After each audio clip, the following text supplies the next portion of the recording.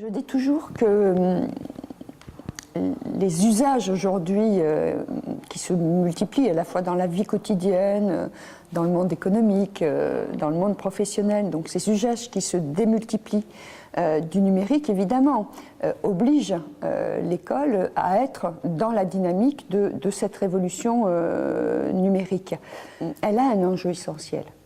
C'est celui de permettre un rapport positif de l'élève avec le savoir, en permettant de mettre en place une pédagogie plus active, dans laquelle on va avoir plus d'interactions sociales entre les élèves, on va avoir des démarches projets, on peut faciliter le travail pluridisciplinaire, mais y compris dans la discipline, permettre un accès à des connaissances très abstraites, avec de nouveaux outils qui permettent de la manipuler dans des situations très concrètes. Donc on le voit bien aujourd'hui, le numérique, il devient essentiel pour le système éducatif parce qu'il permet de penser les démarches pédagogiques, les méthodes pédagogiques autrement, donc il permet de repenser l'acte d'enseigner pour l'enseignant et l'acte d'apprendre pour l'élève dans un rapport au savoir qui soit un rapport au savoir dans lequel l'élève est plus actif.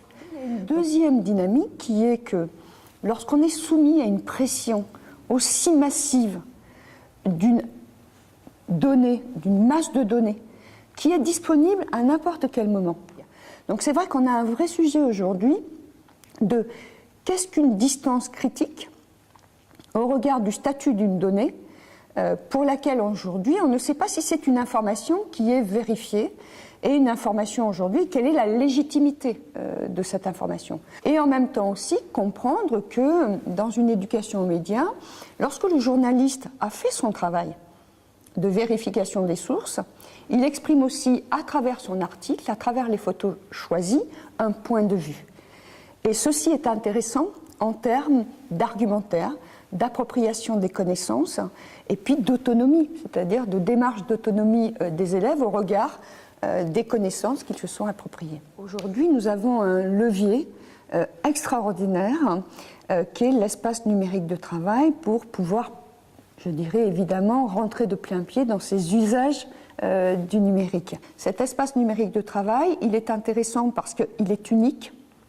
Donc c'est un ENT école qui a été développé et qui est porté par l'Académie de Montpellier.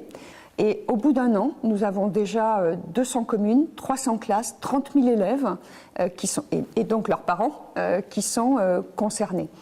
Ce qui est d'intéressant, c'est que cet espace numérique de travail premier degré, qui est donc unique, est en accord en termes de cahier des charges, avec un ENT second degré que nous avons mis en œuvre avec les collectivités cette fois-ci depuis très longtemps, et un ENT second degré unique pour les collèges et les lycées. Ça veut donc dire que de la maternelle jusqu'au post-baccalauréat, dans nos établissements scolaires, les parents peuvent retrouver les mêmes services. Sur ce sujet du numérique en particulier, l'Académie est très mobilisée, notamment nous avons des opérations en termes d'école ouverte aux parents.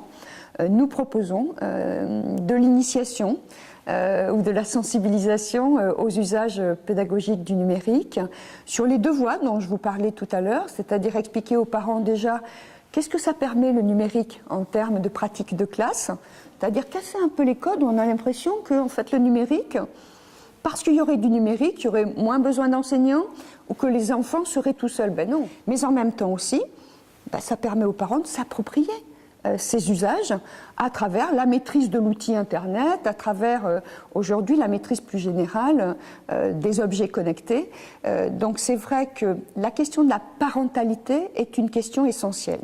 Avec ambition une éducation à l'information et parmi elles aux médias, sans que ce travail ne soit mené avec les parents pour qu'il y ait une compréhension de ce que c'est aujourd'hui un enfant qui, tout seul, peut accéder à une masse particulière de données dont il ne connaît pas le statut en termes de vérification des sources.